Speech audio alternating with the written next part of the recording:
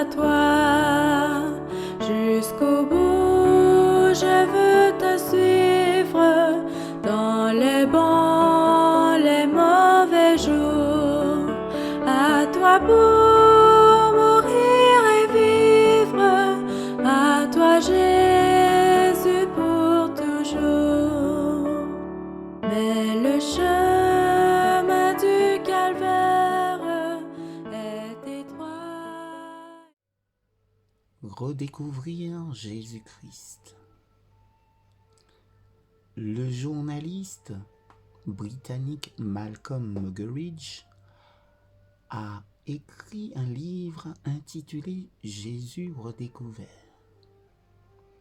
Pendant une grande partie de sa vie, il avait été incroyant et sceptique.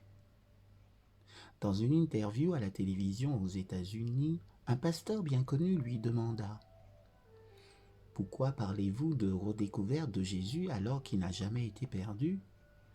Il est mieux connu que tout autre personnage qui ait jamais vécu. » Muggeridge répondit « Je ne prétends pas que je n'avais jamais entendu parler de Jésus-Christ ou lu quelque chose sur lui auparavant, mais pendant des années, je n'ai rien compris de lui.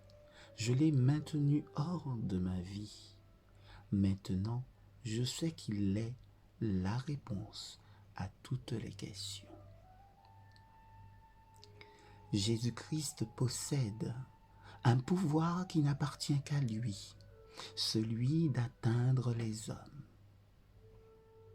En le rencontrant, nous devenons le genre de personnes qu'il veut nous voir tous devenir.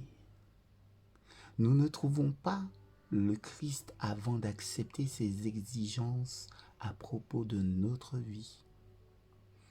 Nous devons le prendre au sérieux.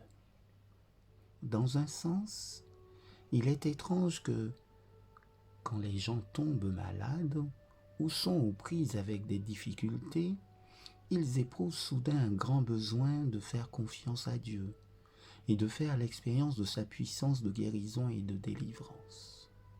Cependant, il est merveilleux de se rendre compte que Dieu a toujours été présent. L'homme qui va à l'église seulement quand il est malade ou quand il a besoin d'aide dit en somme « Dieu, tu ne représentes pas grand-chose pour moi ». Celui qui ne va jamais à l'église pour y rencontrer Dieu et l'adorer dit « Dieu, tu ne représentes rien pour moi. Je n'ai pas besoin de toi ». L'homme qui ne prie jamais dit la même chose. Lorsque nous étudions la Bible et que nous prions, nous disons à Dieu « J'ai besoin de toi, j'ai confiance en toi, je compte sur toi, je t'aime pour ce que tu es. » Il s'agit là de nos relations de personne avec un Dieu personnel. Rien ne répond à nos besoins et ne résout nos problèmes comme d'établir des relations entre Dieu et nous. Le service pour Dieu est une conséquence de la connaissance que nous avons de lui. Cela ne signifie pas qu'il est indifférent à notre volonté de servir, mais une bonne partie de nos activités religieuses a un caractère fortuit. Dieu désire partager son amour avec nous. Il désire que nous croyions à cet amour et l'acceptions.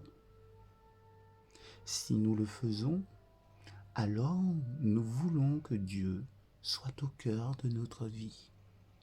Ce n'est plus moi qui suis le centre de ma vie, mais c'est le Christ. Amen.